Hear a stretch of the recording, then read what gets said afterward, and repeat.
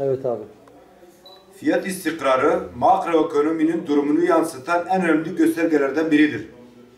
Türkiye 2002'den sonra mali ve siyasi istikrarla birlikte fiyat istikrarı konusunda çarpıcı bir iyileşme elde etmiş, enflasyonun tek haneli seviyelere düşmesi sağlanmıştır. Son dönemde döviz kurlarında yaşanan olağan dışı hareketlerin de etkisiyle enflasyon oranı yeniden çift hanelere çıkmıştır. Artan enflasyon hem alım gücü düşen vatandaşlarımızı hem de artan girdi maliyetleri ve faizler nedeniyle firmalarımızı olumsuz etkilemektedir. Tüm bu sıkıntıları aşmak için Hazine ve Maliye Bakanlığımız tarafından hazırlanan ve Bakanımız Sayın Berat Albayrak'ın liderliğinde başlatılan enflasyonla mücadele programını son derece önemli buluyor ve destekliyoruz.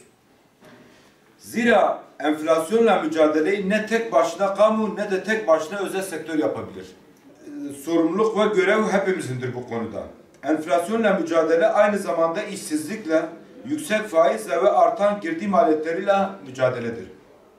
Türk özel sektörü devletimizle birlikte topyekün bir duruş sergileyerek elini taşın altına koymaktadır. Bu çerçevede top ve odalar borsalar her milli konuda olduğu gibi bu konuda da ülke çapında ortak bir dayanışma içerisindedir. 81 il ve 160 ilçede odalarımız ve borsalarımız enflasyonla mücadeleyi sahiplenmekte ve firmalarımızın en geniş şekilde katılımı için çalışma başlatmaktadır.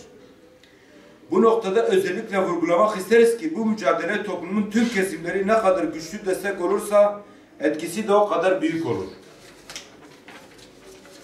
Reel sektörden finans sektörüne, kamudan vatandaşlarımıza kadar tüm Türkiye olarak aynı hedefe kenetlenmekteyiz. Hepimiz tek yürek ve tek ses olursak enflasyonla mücadelede de netice alacağımıza eminim.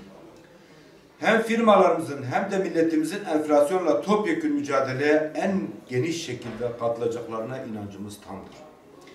Biz de Nusaybin Ticaret Borsası olarak siz değerli basın mensuplarımız kanalıyla tüm oda borsa üyelerimizin desteğini ve bu kampanyaya katılımını rica ediyor ve bekliyoruz. İnanıyorum ki Nusaybin olarak gereken fedakarlığı gösterip ülkemiz ve milletimiz için başlatılan bu iktisadi mücadelede en önde cephede yer alacağız.